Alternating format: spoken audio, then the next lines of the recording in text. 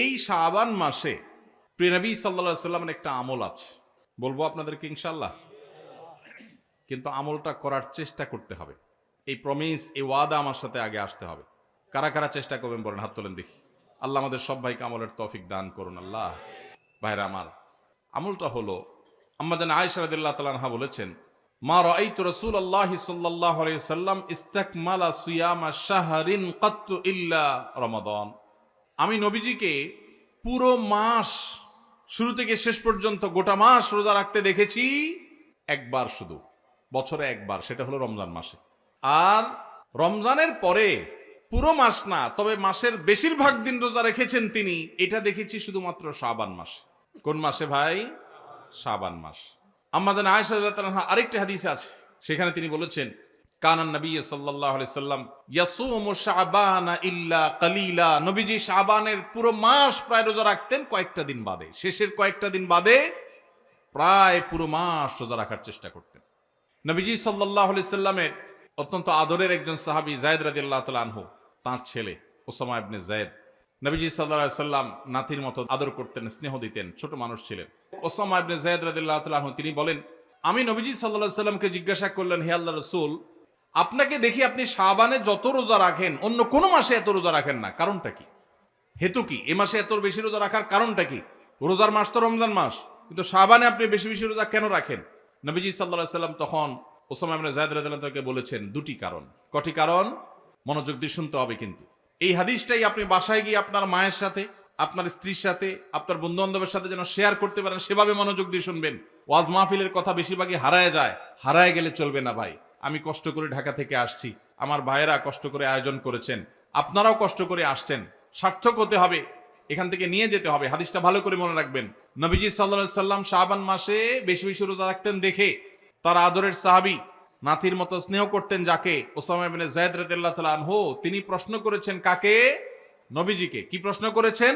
যে হে আল্লাহর রাসূল, আপনাকে শাবানে এত বেশি রোজা রাখতে দেখি, অন্য কোন মাসে এত নফল রোজা আপনি রাখেন না, কারণটা কি? তখন নবীজি কয়টা কারণ বলেছেন? দুইটা কারণ। নাম্বার এক, তিনি বলেছেন, যাকা শাহরুন ইয়াগফুলুন নাসু বাইনা রজব ওয়া রমাদান। শাবান মাসের দুই ধারে, দুই প্রান্তে দুটি মাস আছে, যে দুটি মাস অনেক মহিমান্বিত, মর্যাদাপূর্ণ। শাবানের আগের মাসটার নাম কি ভাই? রজব। এই রজব মাসটা মহিমান্বিত কোন কারণে? মেরাজের কথা বলছেন। রজব মাসটা কেন মর্যাদাপূর্ণ, কেন এর মর্যাদা বেশি? দেখেন, এত বড় মাহফিলের দু চারজন মানুষও জানেন না, দু চারজন মানুষও জবাব দিতে পারেননি, একজন থেকেও আসে নাই অডিয়েন্স থেকে। স্টেজ থেকে এক ভাই বলেছেন, দেখুন, রজব মাসের মর্যাদার কারণ হলো সম্মানিত 4টি মাস আছে। কোরআনে আল্লাহ তাআলা সূরা তাওবায় একাধিকবার এ সম্পর্কে আলোকপাত করেছেন। আল্লাহ বলেছেন, ইন্না ইদ্দাতাশ শুহুরি ইনদাল্লাহি 12 শাহরান ফি কিতাবিল্লাহি ইয়াওমা খালাকাস সামাওয়াতি ওয়াল আরদ মিনহা আরবাআতুন হুরুম। বছরে 12টি মাসের মধ্যে 4টি মাস আছে সম্মানিত, মর্যাদাপূর্ণ। আল্লাহ এগুলোকে সম্মান দিয়েছেন, বিশেষ মর্যাদার মাস। রমজান তো সবচেয়ে শ্রেষ্ঠ মাস আছেই, রমজানের পরে মর্যাদার বিচারে সম্মানিত মাস কয়টা? এই 4টার মধ্যে নবীজি সাল্লাল্লাহু আলাইহি সাল্লাম সহিহ বুখারীতে এই 4 মাসের ব্যাখ্যা বর্ণনা করতে গিয়ে তিনি বলেছেন, সালাসুন মুতাওয়ালিয়াত। এই 4টার মধ্যে 3টা হলো ধারাবাহিক, জিলকদ, জিলহজ, মুহররম, আর চতুর্থ মাসটা হলো ওয়া রজব মুদর আল্লাযী বাইনা জুমাদা শাবান, এই যে রজব মাসটা। তাহলে রজব মাসটা সম্মানিত 4 মাসের একটা, সেজন্য এই মাসটা মূলত মহিমান্বিত। এই মাসে নবীজি সাল্লাল্লাহু আলাইহি সাল্লাম মেরাজ হয়েছে বলে অনেক ইতিহাসবিদগণ বলেছেন, আবার অন্য মাসে হওয়ার কথাও আছে, কিন্তু আসল তাৎপর্যের কারণ হলো রজব মাসটি হলো সম্মানিত 4 মাসের একটা। এটাও আমরা অনেকেই প্রথম শুনলাম জীবনে। যাই হোক, সে বিষয়ে কথা বলা আমার উদ্দেশ্য নয়। তো উদ্দেশ্য হলো যে ওসামা ইবনে যায়েদকে নবীজি বলেছেন যে শাবান মাসটার আগের মাসটা হলো রজব, যেটা সম্মানিত 4 মাসের একটা, মর্যাদাপূর্ণ মাস। আবার শাবানের পরের মাসটা কোনটা? রমজান, সেটা হলো বছরের সবচাইতে সেরা মাস। তো নবীজি বলেছেন, দুইটা মর্যাদাপূর্ণ মাসের মধ্যবর্তী শাবান মাসে মানুষ আমল ইবাদত না করে অবহেলায় বেশিরভাগ মানুষ কাটায়। বেশিরভাগ মানুষ অপেক্ষা থাকে রোজা কবে আসবে, তখন কোরআন তেলাওয়াত শুরু করব। রমজান কবে চাঁদ দেখা যাবে রমজানের, তখন নামাজ ধরবো। রমজান কবে শুরু হবে, তখন থেকে আমি তারাবি পড়া ধরবো, ভালো কাজ করা ধরবো। শাবান মাসে মানুষ রমজানের ক্ষণ গণনা, দিন গণনা করতে থাকে, অবসর থাকে, অলসতা করে, অবহেলা করে। নবীজি বলেছেন মানুষ যেহেতু অবহেলা করে, এই জন্য এই সময়টাতে আমি বেশি বেশি নফল রোজা রাখি, কারণ যেই সময়টাতে মানুষ অবহেলা করে ওই সময় ইবাদতের আলাদা গুরুত্ব তৈরি হয়। ভোর রাতের সময় সবাই ঘুমায় থাকে, এই জন্য তখন তাহাজ্জুদ পড়লে সওয়াব বেশি। হুজুরের সবাই সালাম দেয়, রিকশাওয়ালা বেচারারা কেউ সালাম দেয় না। আপনি যা রিকশাওয়ালাদেরকে আসসালামু আলাইকুম বললেন কেন? কারণ তারা অবহেলিত, তাদেরকে মানুষ সালাম দেয় না। তাহলে তাদেরকে সালাম দিলে, হুজুরের সালাম দিলে যে সওয়াব হতো তার চেয়ে সওয়াব বেশি হবে, কারণ অবহেলিত, এদেরকে কেউ সালাম দিচ্ছে না।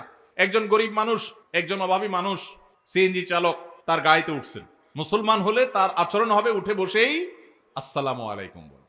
চেষ্টা করা যাবে না ইনশাআল্লাহ? শাবান মাসে মানুষ অবহেলিত থাকে, সেজন্য এই মাসে আমলের গুরুত্ব বেশি। অতএব যেই কাজটা মানুষ অবহেলিত করে, গাড়িতে উঠার পর চালককে সালাম দিবেন আসসালামু আলাইকুম করে। যে মালিক গাড়িতে উঠে বসে চালককে সালাম দিতে পারেন, সেই মালিকের মধ্যে অহংকার নাই ইনশাআল্লাহ, তিনি বিনয়ী মানুষ।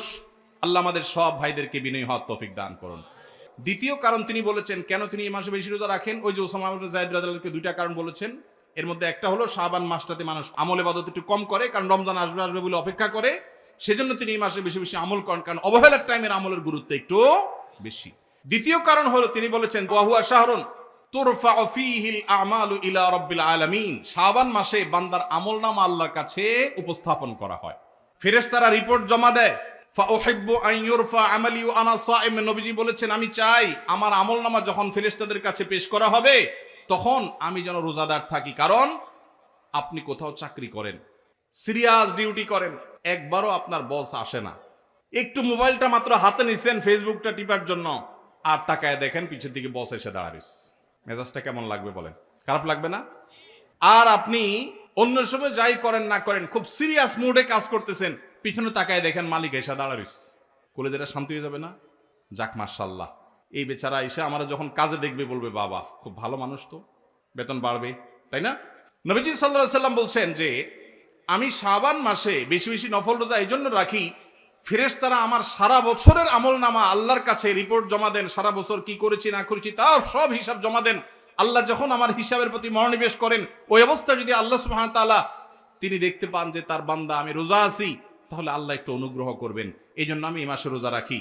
তাহলে নবীজি সাল্লাল্লাহু আলাইহি সাল্লাম শাবান মাসের রোজা দুইটা কারণ পাওয়া গেল, এক তো হলো গাফলতির সময় সেজন্য তিনি রোজা রাখতেন, দ্বিতীয়ত হলো এই মাসে বান্দার আমলনামা পেশ হয় সেজন্য তিনি রোজা রাখতেন। এই দুই কারণ আমাদের বেলায়ও আছে না নাই? তাহলে আমাদের রোজা রাখা উচিত না উচিত না? চেষ্টা করব তো ইনশাআল্লাহ।